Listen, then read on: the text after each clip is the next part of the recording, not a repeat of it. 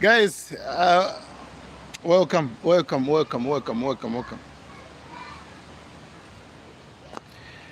Interview ya 8 p.m. Mwewena bwanji guys. Lekanika upanga video, nimafana pange video. Ndeno yakanika mabe tumwe tingolongo solako wezi. Chimene chachitika.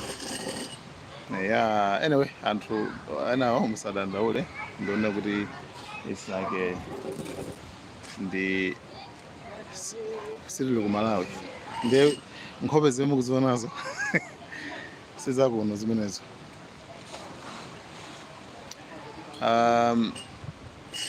Yeah. ABM anabwera and wapanga interview yabwino ya energetic and sometimes timaganiza kuona kuti mwina mage mina ABM abwera kuti watani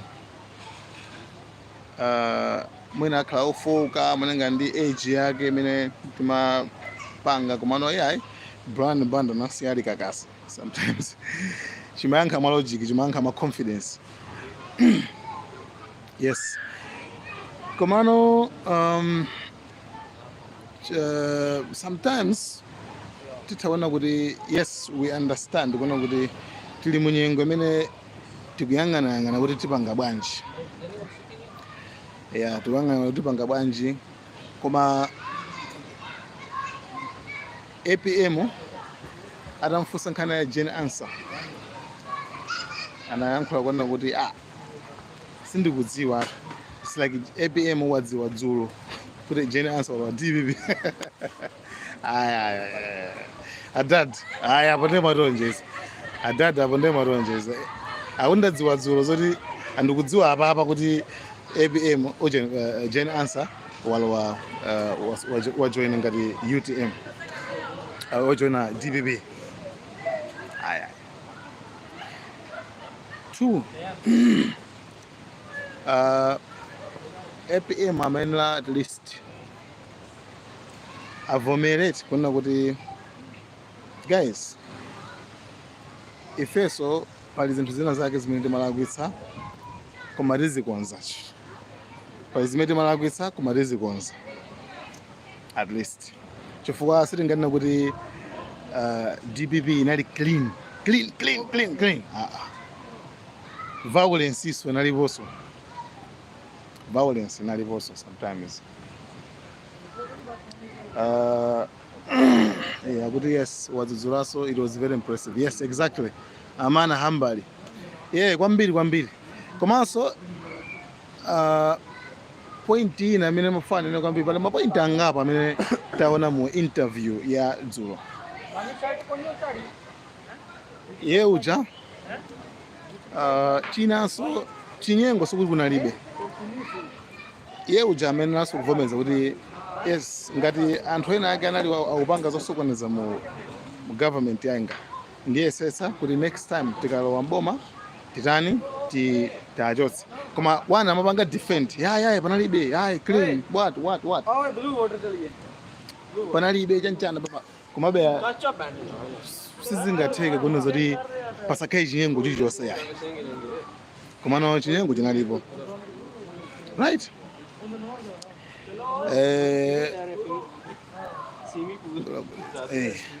Zochitika zene zambirimbiri ndeno APM anayesa kubhakira komabe still zodziwikira kwana zoti guys zinthu zinalipobe zina zake zosokonekera mu DBB and anyamata amayenda nzikwanje makadeti amayenda zikwanje kwambiri.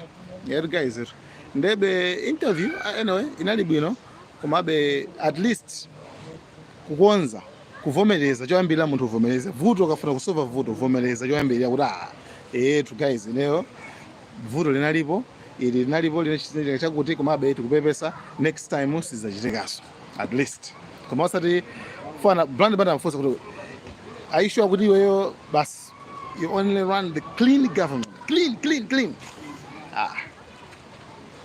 ABM ndo abwino koma anthu anthu omuzungulira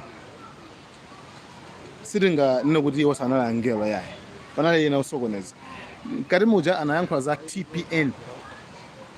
TPN ena semaidziwa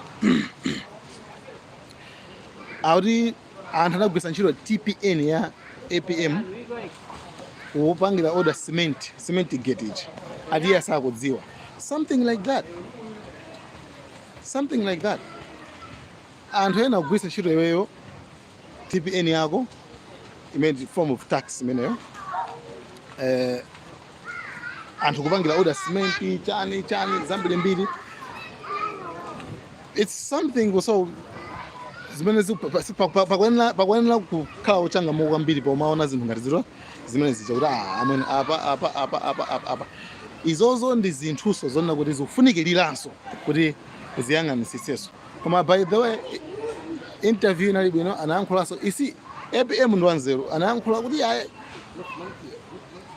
maparties ena sikuti ndi ma enemies koma ndi ma competitors sikuti ndi adani athu anayankhulako zabwinoko zokhuza ndi MCP that's good anayankhula zimene zofoka za MCP that's good right ndiye chinandisangasa kwambiri chimenechocho interview ya dzulo ndayiona bwinobwino and it was good and it was great guys koma mapoint amene tchulaja amene achawo sikuti DVB sikuti ife timaopaso yayi nthawi DVB nafenso timaopa makadeti kwambiri amapanga zimene timaopa ndebe amayenera chachikulu tino kuvomereza amalawi zoonadi muboma mu government munali anthu ena ake anapanga zakuti 1 2 amalawi komanso nkhani yakuti ziwawaso zinaliponso kuvomereza then kuti anthu aone kuti koma kusavomereza kuja anthu timakayikira kuti koma vuto limene DPP musova vuto limene lili DPP musova guys and thanks tanyadila kwambiri guys timakunyadilana kwambiri guys thank you so much we really appreciate basi anything else brother my brother where are you ife tili kumaikoro akujeni akukuku ero akuluakulu komano bobo tilipo guys tilipo atiponya bando guys tilipo yes osadandaula ya bando tiponya osadandaula guys thank you so much Malawian cameras tithokoze kwambiri point ina basa ne point this point is very sensitive kwambiri mutakuona kuti guys musatengereza ndale mandofuna Mungu yang'ana zimene ufande yankholewa napo zimwe amapanga bonika lindo mu nthawi ya DPP iji pa nthawi imene amafuna anachoka ku DPP nkuyamba kufight kuti UTM ilowe remember ma videos alipo anamutibula mpaka magazi ma videos zangu mupanga check maona kesi pano akumangidwa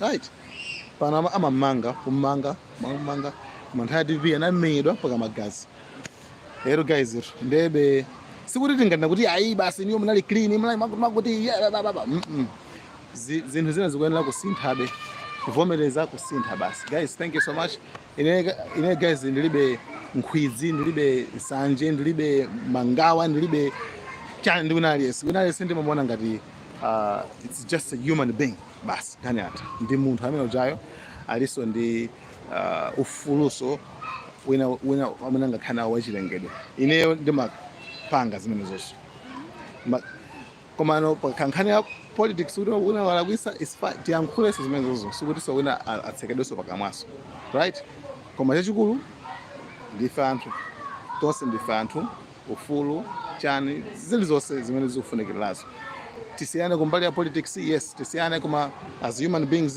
we can sit together kumwa coffee kumwa tea that's it guys and thank you so much guys we really appreciate you I'm busy that's why I seen a video yoti chipange mecho koma I think iya kwanira. Koma guys, no hate speech, no hate speech, no kutukwana, no kutukwana. Hey, fine over. Yeah, foti uli kutali, uli kunja kumanya kwa chisilo kwa. Guys, yeah, because of well, mama. Thank you guys so much. Thank you so much, guys. Ababa, comment, also follow you in channel, guys. Thank you, Gresham Samola, Rashid Shalo, Simuli Banj Madala. Thank you, Federal Bunogambiri. Guys, Amana Hambali, yeah, okay, Overmeleza. Thank you so much, guys. My brother, okay, Amana Hambali. Okay. Guys, now we have the Nogambiri, guys. Thank you so much. In your teachers and the two can't tell you, I guess. Bye.